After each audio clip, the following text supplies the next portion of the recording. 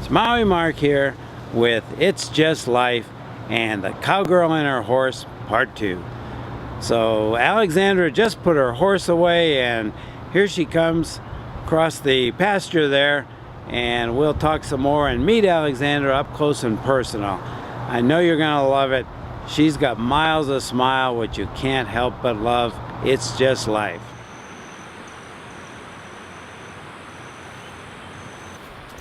So did everybody notice that I came around the outside of this and Alexandra walks right through the middle of the corral here? New shoes? Get some uck on my shoes? Not this cowboy. Hey Alexandra, you got a new truck? New to me. What a beauty. Yeah, I really love it. I can actually work on it. It makes a huge difference. Yeah, did you put all these dents and bangs in it, or no? It you have to pay like extra? That. You have to pay extra for that? No, a haul $250 included all of it. $250, folks. Those of you who are in the high-priced area and can't find a vehicle, come on out to rural Colorado and we'll find you a truck that looks kind of like this. Yep. Okay, so Alexandra, $250 for this thing. Yep. Came with the hole, just like all you the see holes, it. a bunch of spiders, some strange things I couldn't have identified. You didn't have to do anything to make it look authentic. No, it came authentic as that. It came authentic. Now looking in here, wow, that's Alexandra. What's this? Oh, so one of its little idiosyncrasies is sometimes the door shuts all the way and sometimes it doesn't. Well, how about, wait a minute, when you're driving it? Well, yeah, so I have to tie it shut, right? That makes sense. So I tie it shut and then it's working now, but I figured maybe in tying it shut, it like did something so it'll keep staying shut. So I just left the baling twine on there. That's logical, right? It's a cowgirl in her truck. Oh my God, let's go get that lemonade. Off we go. So, whoa. So a cowgirl obviously doesn't wear her boots in the house. She took the yucky off it outside. I saw her do that. And now she paddles around in her feet. Change your hat too, I see that. Yep, it got a little sweaty in the sun out there. So this is your inside hat in case it rains. Is it a roof leak or what? It is an old place. You never know. How old is this place? It was built in the 30s.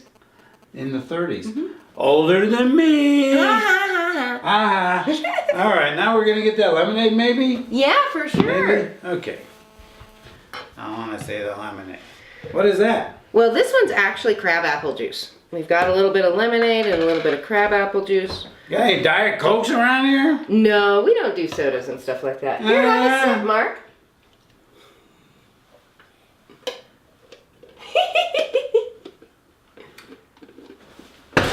Yeah. That's awful. Fresh and pure unsweetened crab apple juice from the tree outside the door. How about a sip of the lemonade? That one's much sweeter. It might drown out the taste of the crab apple juice. It's safe, I promise. It's not your sample.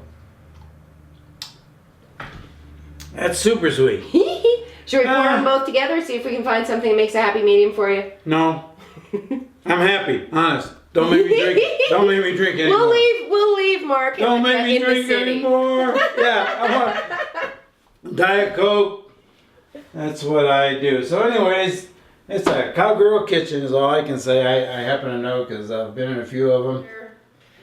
And like everybody else, they got magnets on the refrigerator with drawings from the kids. Drawing from the kids.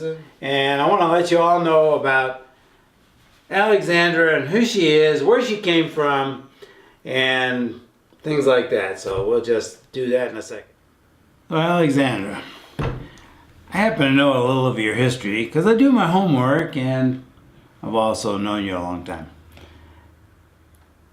There's a lot of little girls out there, I think, watching this clip right now that go, oh man, she's so lucky. She grew up on a ranch in Colorado and had horses all her life and just got to do all of this.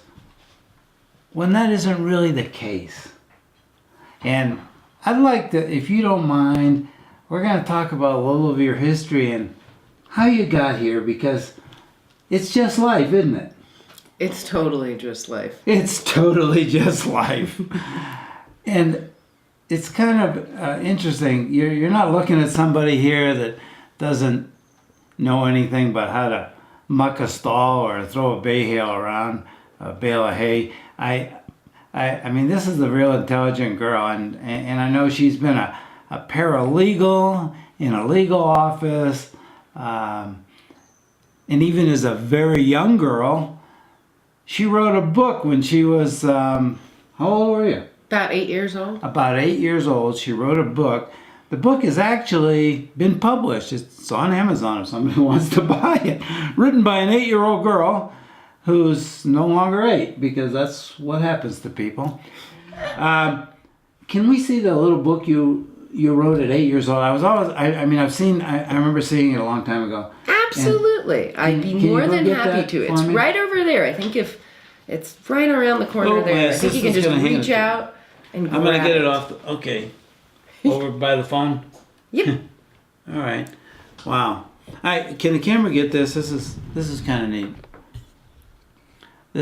She wrote this book, which I want to kind of look through a little bit, when she was 8 years old.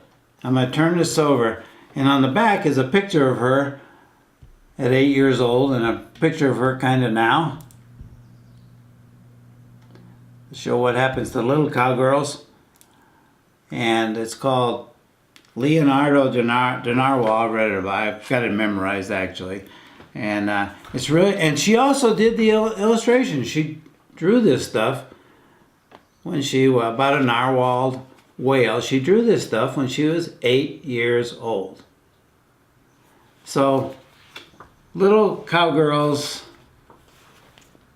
actually grow up to be big cowgirls, and no matter how you try to dissuade them, some people, I love this, Alexandra's one of these people, like I was telling you coming out here, boy, I gotta tell you, she's seen life, done life, and it's just life, and made her life. Mr. Wonderful didn't come riding up on a horse, a white horse, and say, "Oh my God, Alexandra, look at this big spread, and I'll make horses for you and all this, you'll have a grand time." That's not how it happened.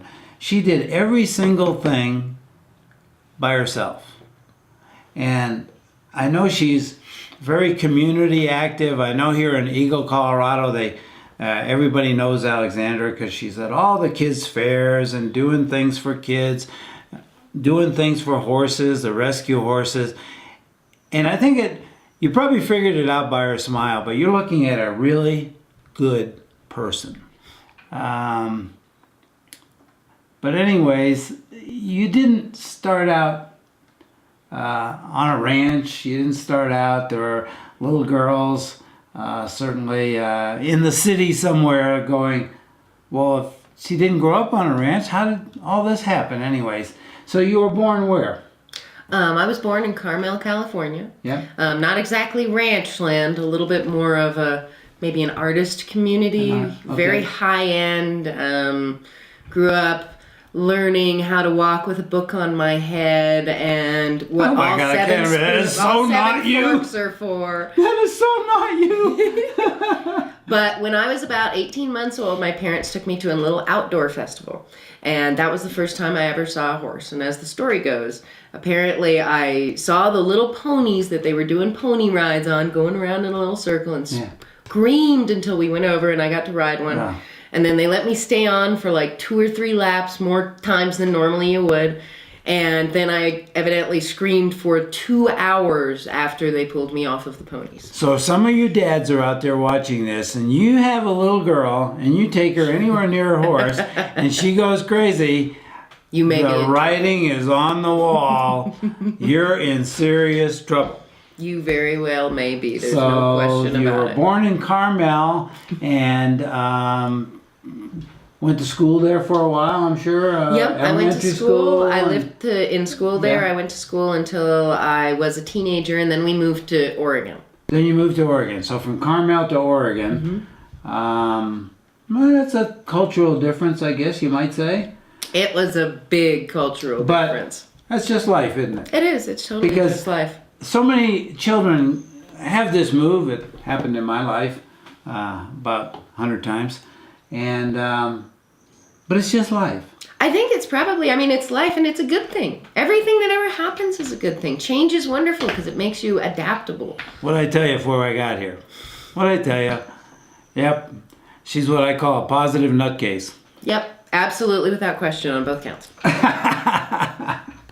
So, and then from Oregon, how old were you when you left Oregon? Because somehow you left Oregon. I graduated high school when I was 16 after 2.5 years of working my tail off to do it because I really was not into school that much.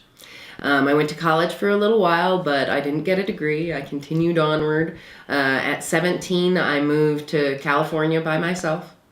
And Oh, you left home at 17. This is not what the dads want to hear. no, especially not with the hitchhiking elements of it, for sure. But it's just life, guys. It is. It's life. And I've been very fortunate.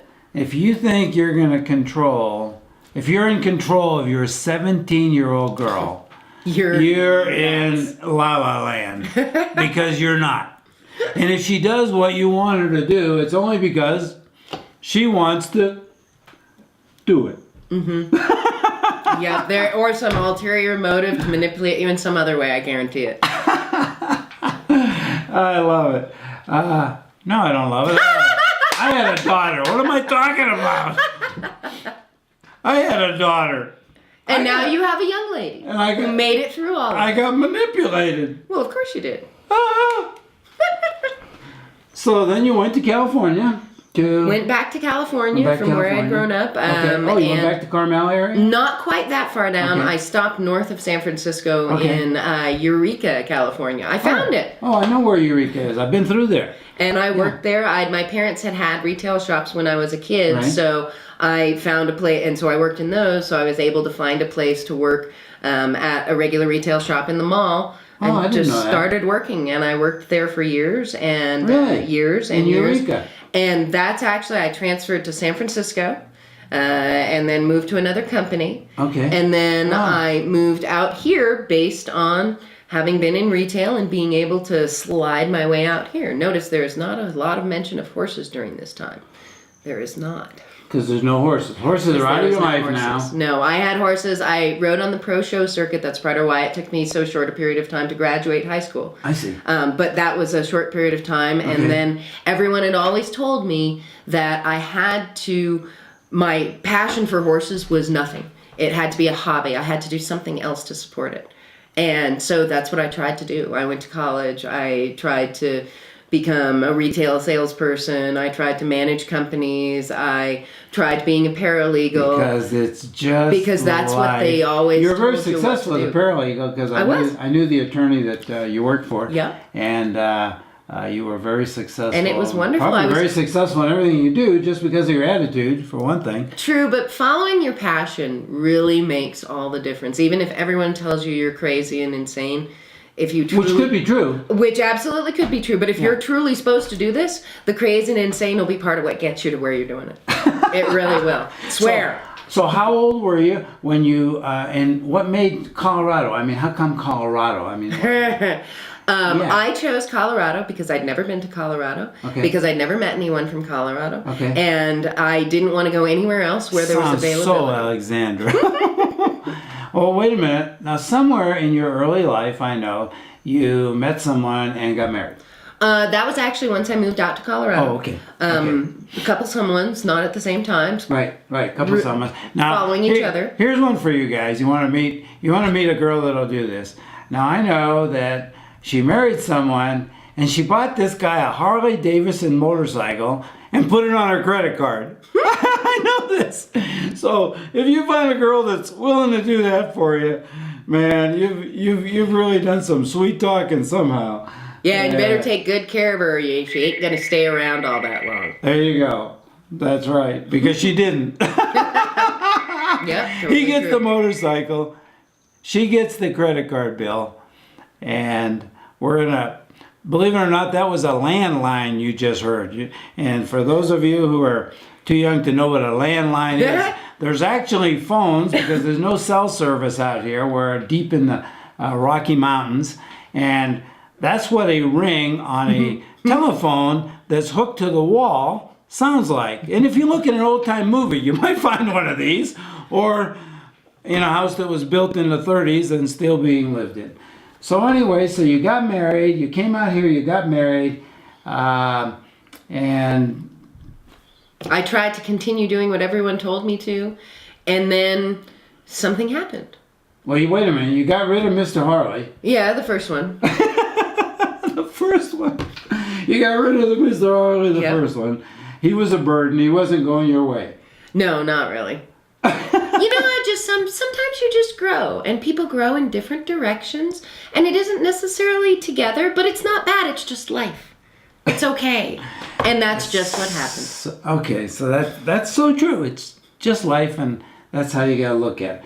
So Mr. Harley Charlie's gone, and then you changed career. You became a paralegal. I know that you worked for an attorney for several years. Yeah. Then you met Harley Charlie number 2? Well, yeah, except this one was an architect. Oh, this one was an architect. Well, You know, the pendulum swings. the pendulum swings. She doesn't discriminate, obviously. She went from... They both had long hair. They both had long hair. Neither of them have long hair now. Harley Charlie, you got long hair. I got long hair, but I always had long hair, mostly.